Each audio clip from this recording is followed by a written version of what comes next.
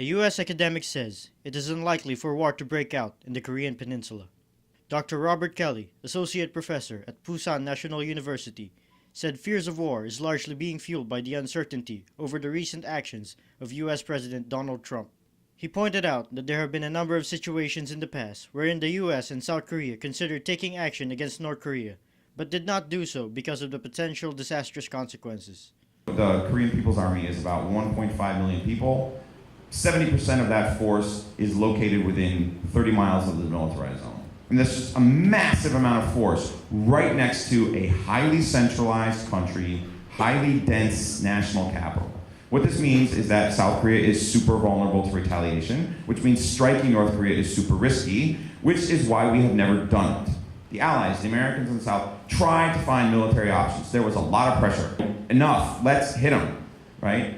And the same problem that I'm talking to you about now that constrains Donald Trump constrained the South Koreans in 2010, which constrained Lyndon Johnson back in 1968. We just cannot guarantee the safety of all these people living in Seoul, even without nuclear weapons. Even without nuclear weapons and missiles. The North Korean artillery near Seoul could kill 100, 200, 300,000 people within maybe 6 to 12 hours. The U.S. has sent USS Vincent Nuclear Carrier Task Group and conducted exercises with Japanese and South Korean destroyers off the coast of the Korean Peninsula. The U.S. show of force follows warning by Trump for North Korea to stop its missile tests. As far as North Korea is concerned, we are in very good shape. We're building our military rapidly. A lot of things have happened over the last short period of time. I've been here for approximately 91 days. We're doing a lot of work. We're in very good position. We're going to see what happens. Kelly was in Manila to speak at a forum sponsored by the Korean Studies program of the Ateneo de Manila University.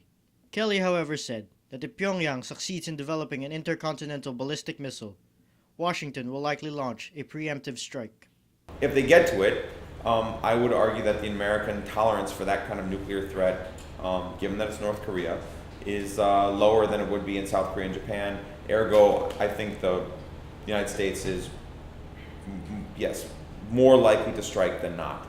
But this is unlikely to happen in the short term since analysts project Pyongyang to develop its ICBM capability within 5 to 10 years. Kelly does not think Pyongyang is out to attack the U.S. I do not actually believe that the North Koreans are irrational. I do not actually believe the North Koreans have offensive intentions. I do not think the North Koreans any longer want to invade North Korea or South Korea. I do believe the North Korean nuclear weapons are intended for regime defense, regime security, not for offense. The U.S. academic, who is married to a South Korean and has lived there for 9 years, said China is key to resolving the stalemate in the Korean Peninsula.